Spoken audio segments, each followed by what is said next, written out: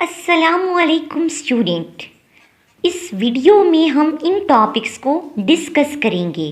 Subset, null set और एक set के कैसे सबसेट्स लिखते हैं और नल सेट क्यों हर सेट का सबसेट है, इसको भी डिस्कस करेंगे। स्टूडेंट, ये हमने एक फ्रूट बास्केट ली। अब इसमें हम एक एप्पल, एक बनाना, एक स्ट्रॉबेरी और एक पाइन एप्पल डालते हैं। अब ये एप्पल, बनाना, स्ट्रॉबेरी और पाइन एप्पल का सेट बन गया। इसे अब हम कैपिटल E से डिनोट करते हैं।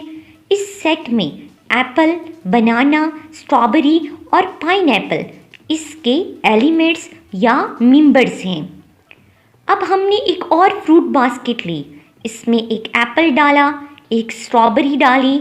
अब इस बास्केट में एप्पल और स्ट्रॉबेरी है और सेम पहली वाली बास्केट में भी एप्पल और स्ट्रॉबेरी मौजूद है।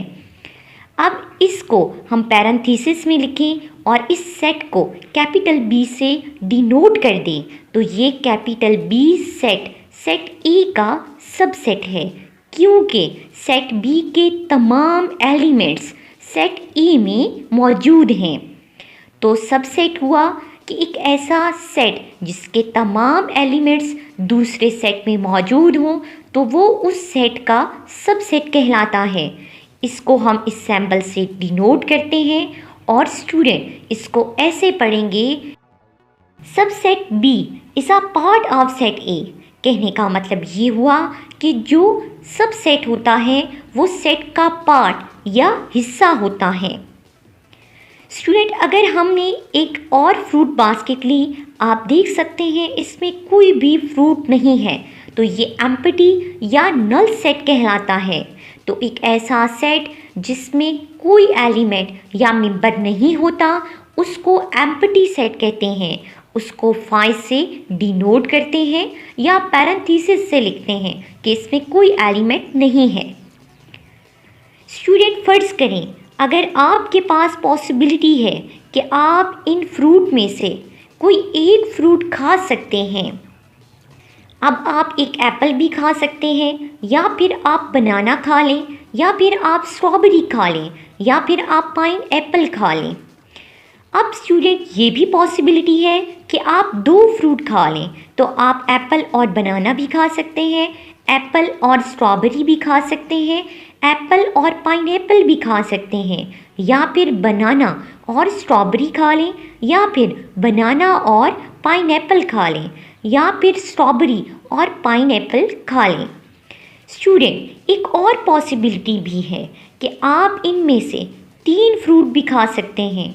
तो अब आप एप्पल, बनाना और स्ट्रॉबेरी खा लें, या फिर एप्पल, बनाना और पाइनएप्पल खा लें, या फिर एप्पल, स्ट्रॉबेरी और पाइनएप्पल खा लें, या फिर बनाना, स्ट्रॉबेरी और पाइनएप्पल खा लें।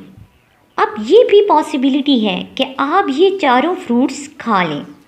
स्टूडेंट, ये भी पॉसिबिलिटी है आपको इन फ्रूट में कोई भी पसंद नहीं तो आप एक भी नहीं खाएं। तो ये सारे मिलके स्टूडेंट इस सेट के सबसेट कहलाएंगे कि कितनी इस सेट की पॉसिबिलिटीज़ हैं, वो इस सेट की सबसेट कहलाएंगी। इसी तरह स्टूडेंट, अब हमारे पास एक और सेट है, वो सेट A है। E is equal to 1 2 3 4।